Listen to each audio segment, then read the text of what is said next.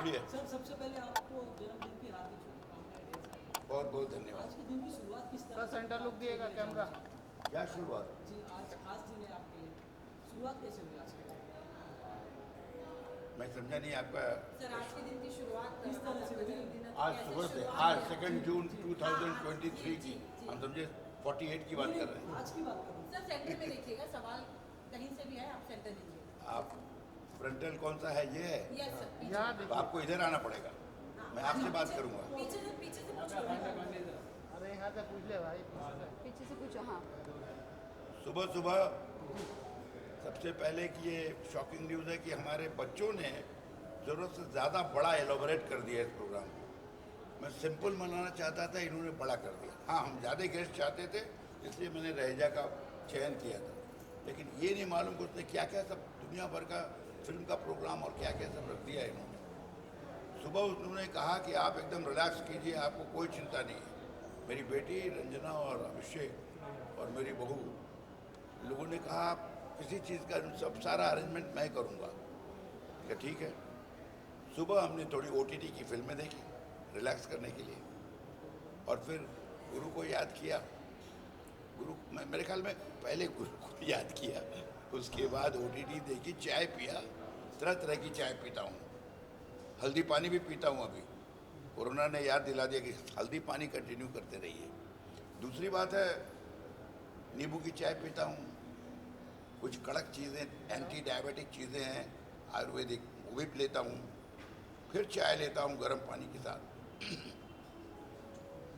फिर थोड़ा सा बिस्किट और चाय फिर लेता हूँ।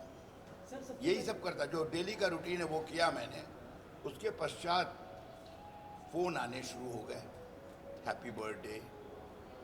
पुराने दोस्त हैं, कुछ ऐसे लोग थे जो एकदम जिनको काफ़ी सालों से हमने याद नहीं किया, उन्होंने याद किया मुझे। कुछ तो सुमन दुबे का क्रेडिट है, इन्होंने लोगों को कहा कि आप भूल गए क्या। ऐसी ऐसी आर्टिकल्स इन्होंने छपवाई है, क्योंकि जो आपके जैसे पत्रकार बंधु आए थे, उन्होंने मेरी ज़िंदगी 48 से लेकर, तभी तो मैं डर गया कि अब 48 से बताऊं कैसा शुरू हुआ, कैसे पैदा हुआ माँ की गोद से।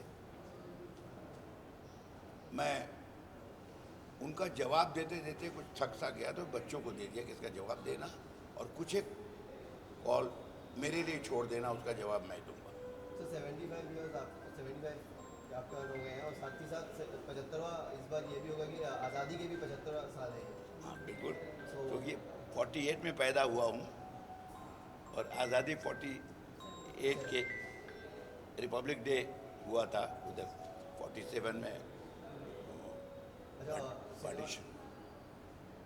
बोलिए बोलिए। जो सिनेमा का जो दौर आपने उस वक्त देखा था, और आज जो आज़ादी का जो उस वक्त का जो दौर था और आपका जो दौर है, उस बारे तो में काफ़ी आप भी जानते हैं, ये जनरेशन भी आपका बदल गया है। दूसरे पत्रकार बंधु हुआ करते थे, कुछ हैं कुछ नहीं है। एक आध हैं जो अभी मुलाकात होगी उनसे, उनको भी याद किया है। मैंने कोशिश ये की है कि इन 75 सालों में पूरे कैरियर में, मेरी ज़िंदगी में, मेरी बैंकिंग कैरियर में जितने लोग आए उनको याद करने की कोशिश कर रहा हूँ, उन्हें बुलाने की कोशिश कर रहा हूँ। इसलिए थोड़ा बड़ा हो गया है ये प्रोग्राम। तो साथ ही सिनेमा कुछ डॉक्टर्स हैं जिन्होंने मुझे इतने दिनों तक देखा, और सबसे बड़ी मेरी बीवी है जिन्होंने मुझे शादी के बाद से, जब से आई 82 से आज तक वो संभाल रही हैं, जिसकी वजह से मैं इतना काम कर सकता हूँ। चाहे 180 फिल्म कहिए, 34 सीरियल कहिए, 54 साल का थिएटर, ये आसान काम नहीं था। और हमारे फिल्म इंडस्ट्री के जितने को आर्टिस्ट रहे हैं हमारे साथ, सबने मुझे कोऑपरेट किया, बहुत मदद की।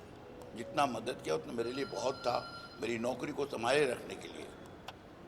उनकी वजह से मैं जहाँ नौकरी करता था उसमें मुझे काफ़ी प्रोत्साहन मिला, हर तरह से मुझे सपोर्ट मिला है। ईश्वर का सपोर्ट रहा, इसको कहते हैं ईश्वर का सपोर्ट, किसी न किसी के बहाने आता रहता है, वो सब कुछ मिला। मैं खुश हूँ कि मैं ये 75वां साल मना पा रहा हूँ, क्योंकि इसके बाद बच्चों का बर्थडे मनाना चाहिए। मेरा बर्थडे मना के क्या होगा, पर लोगों की डिमांड थी। हमारे वागले की टीम वाले भी चाहते थे कि मैं इसे मनाऊं, तो सब जितने लोग हो सकते हैं आएंगे शूटिंग करने के बाद। कुछ हमारे पुराने फिल्मी कैरेक्टर आर्टिस्ट हैं जो हमारे साथ काम कर चुके हैं। खेर साहब एक ज़माने में 82 में जब स्टार्ट किया था उन्होंने, तो उनकी भी याद आई, उनको भी छेड़ा। अपने सीरियल में ये दिलीप दोषी हैं, सतीश शाह है, शफी नामदार तो नहीं रहे, पर सुधीर पांडे भी आउट ऑफ स्टेशन है।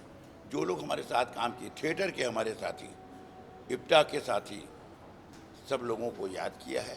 उम्मीद है आप सबसे मिलेंगे और इसके बाद अगर कुछ पूछना है तो आप जवाब सवाल कीजिए, वो बेहतर होगा। एक आखिरी सवाल है कि सर सिनेमा का अगर बात करें, सिनेमा की आपने बहुत करीबी से देखा, बहुत टाइम दिया इसमें, अब सिनेमा का डाउनफॉल चल रहा है सर, क्योंकि सारी मूवी डाउनफॉल नहीं है, ये नया टेक्निक आ गया है, OTT आ गया है।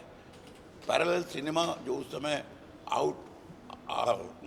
आर्ट फिल्म कहलाता था, वो अभी कमर्शियल मेन स्ट्रीम में आ गया है और अच्छी सब्जेक्ट बन रही है। जो सब्जेक्ट हम कमर्शियल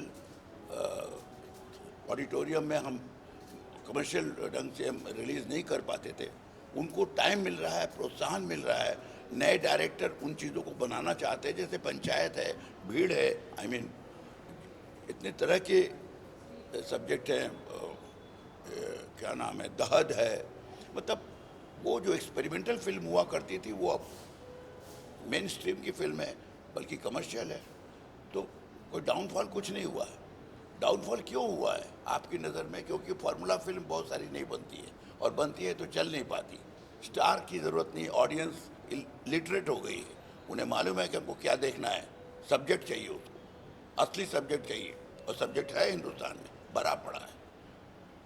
जब हम हॉलीवुड में फिल्म करने गए थे डेंजल के साथ 88 में, करीब 88-90 में, तो वहाँ पर एशियन कंट्रीज़ की तरफ लोग देख रहे थे, क्योंकि सब्जेक्ट ही नहीं था उनके पास। हिंदुस्तान में सब्जेक्ट की भरमार है, वुमेन ओरिएंटेड सब्जेक्ट बाहर कम होता है, क्योंकि फैमिली नहीं रहेगी तो हमारे यहाँ फैमिली चलती है, फैमिली के साथ साथ कहानियाँ बनती हैं। तो डाउनफॉल नहीं है, डाउनफॉल हर एक का होगा, समय गुजर जाता है, नई चीज़ आती है।